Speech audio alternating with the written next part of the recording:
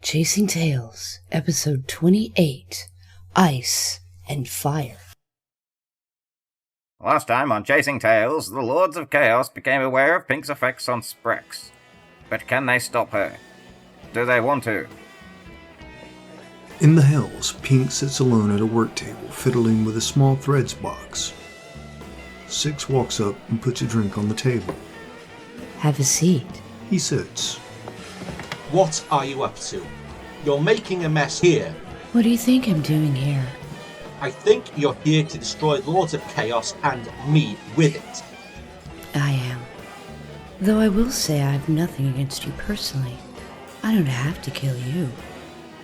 I don't think you can.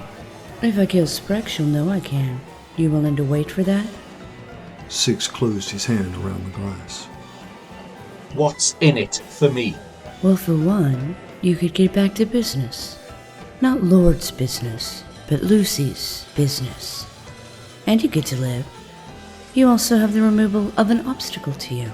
I'd say that's a hell of a deal. Did she send you? Yeah, you're encroaching on her plans. It's starting to make it difficult to get anything done. You're like a dam in the river. I see. And if I don't take the deal? Be certain I can take you out. Six's hand begins to glow. Pink flicks her wrist and Six's casting hand is frozen to the glass. Six cries out in pain. She raises an eyebrow challenging on him. He relaxes and pulls his magic back. She unfreezes his hand. He rubs it to warm it again. Six nods, rises, and crosses the room. Pole is waiting.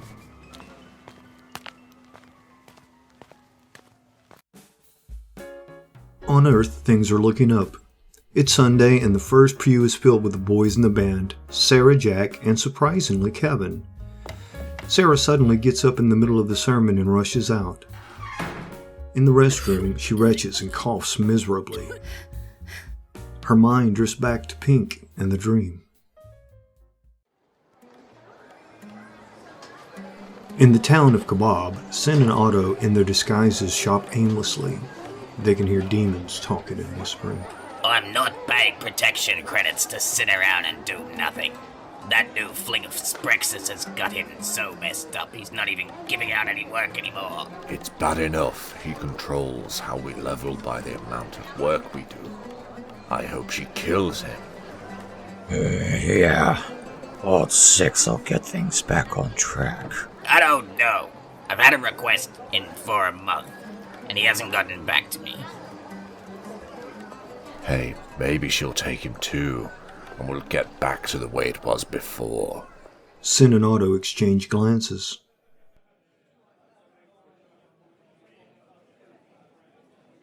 In Ferrell's, Pole and Six are standing at the bar whispering conspiratorially. Ressa ports in next to them. She snorts back at them derisively and turns back to talk to Sprex. Pole grabs her and pushes her back to the bar. So how did your ascension go? You already know they're all dead. Ressa, we should talk before you see Sprex. Why?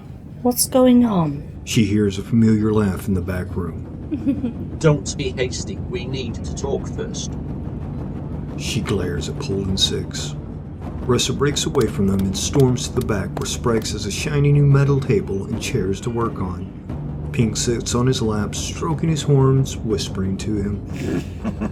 Ressa stares at Pink, emotions running wild inside her. Pain, anger, sadness, regret, rage. Ressa's breath shakes. Why? Him? Ressa, what are you talking about? Why, Sprex? I've been through it all with you. Yet after you promised me, you choose him! I promise nothing. Pink blinks at Ressa innocently. Ressa's anger is so loud she can hear it inside her head. Pink shakes her head quietly, begging her to calm down. Then what are you doing here? What do you think I'm doing here? I'm here to pay a debt I owe Sprex. He asked me to be here. Ressa narrowed her eyes at Sprex, her power fizzling around her fingertips. Pole, Ressa.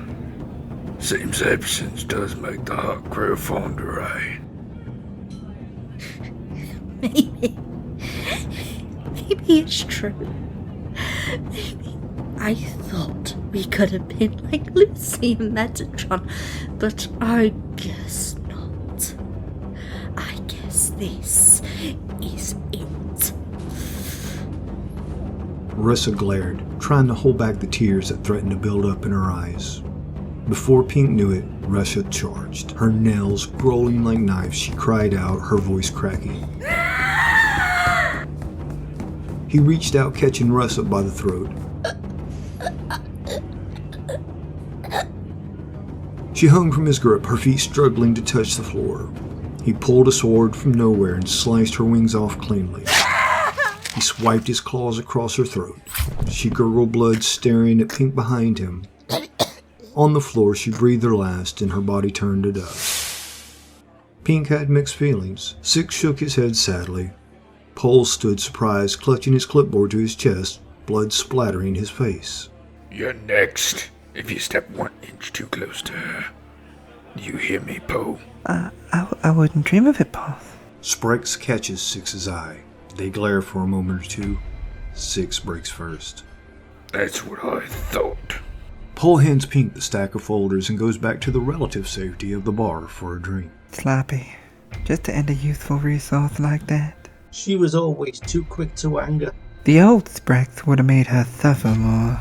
Those were the days, huh? Well, maybe it's time to go back to the old days.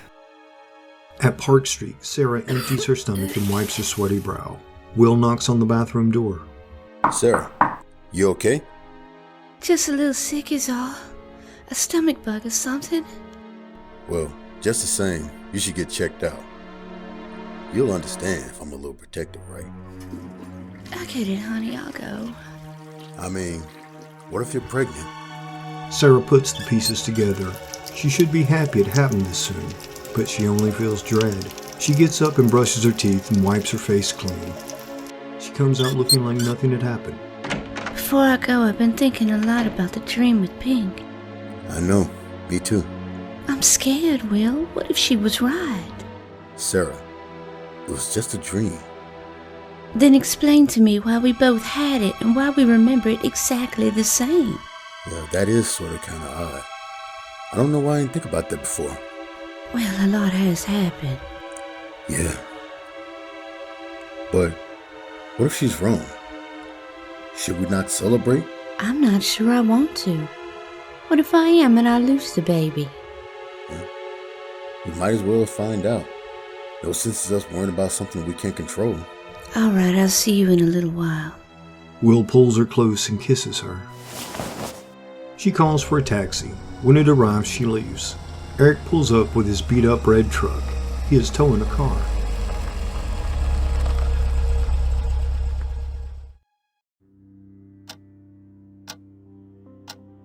In the villa, Pink sits with her feet on the mahogany table in the library.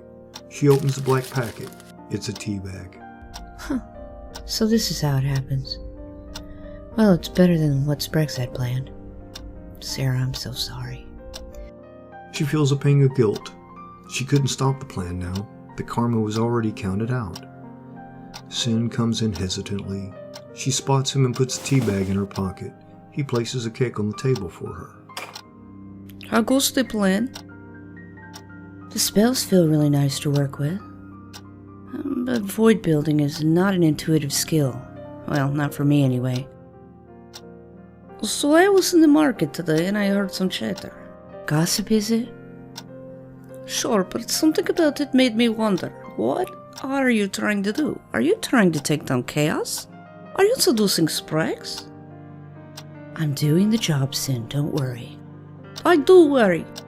Since we've been here, I've been watching you change. You are more ruthless. What are you doing? Where do you go at night? I'm working, Sin. That's it. Once I'm back in Haven, things will go back to the way I've always done them. I have levels to make. Why are you in such a hurry? There's something coming I need to be ready for. Something worse than Sprex. Are you sure you won't be fighting the monster you may be becoming? Pink stands and sighs. Listen, Sin. I know you're just trying to help me stay self-aware. I know you worry. You're just gonna have to trust me. Then give me something to hold on to. Trust Otto. My fate lies in his math, and my faith lies in God. Yours should too. She scoops the cake up and leaves the room.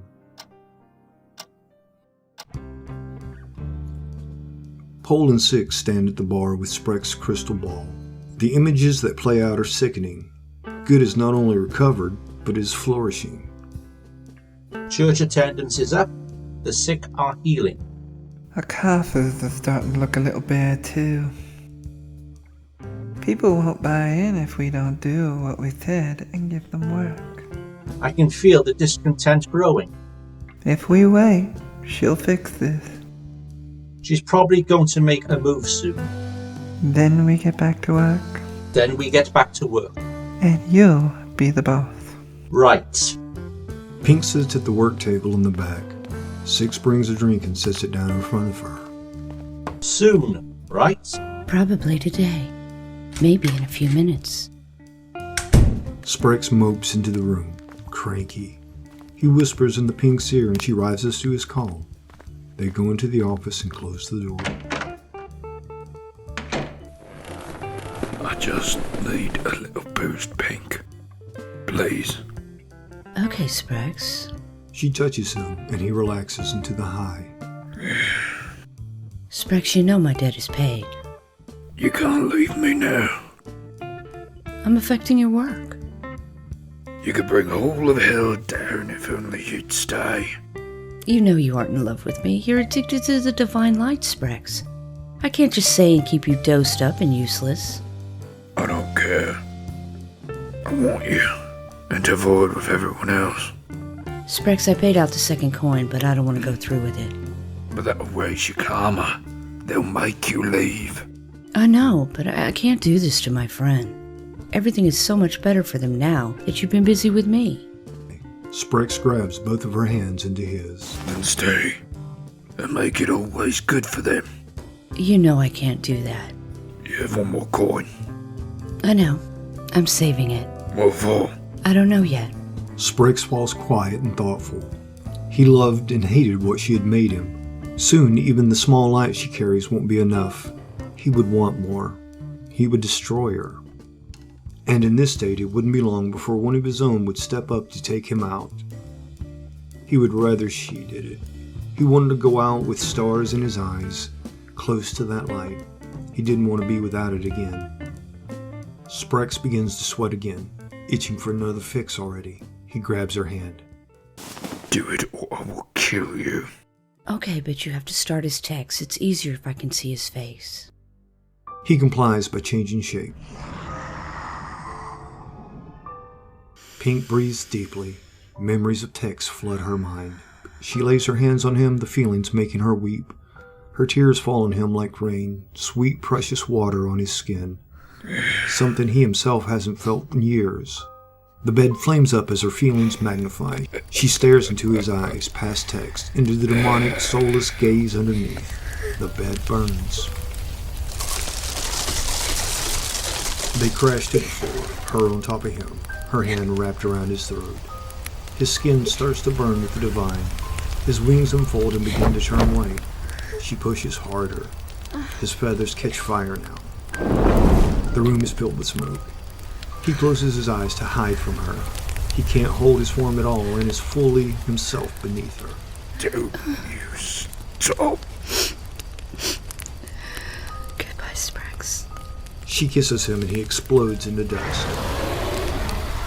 Sprex is gone. She looks around the room.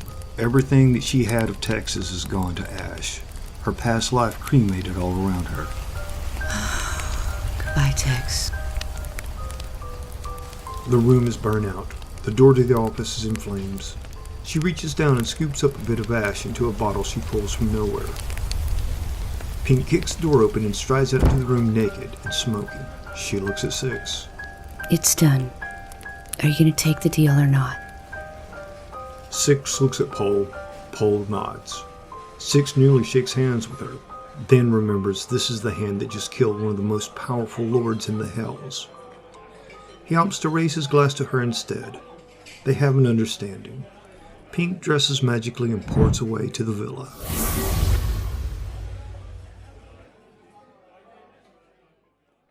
With Sprex and Six subdued, this is the end of the Lords of Chaos. Will Lucy pay out? Will Pink's karma be good enough to go back home? Stay tuned for the next episode of Chasing Tales, 10 to midnight.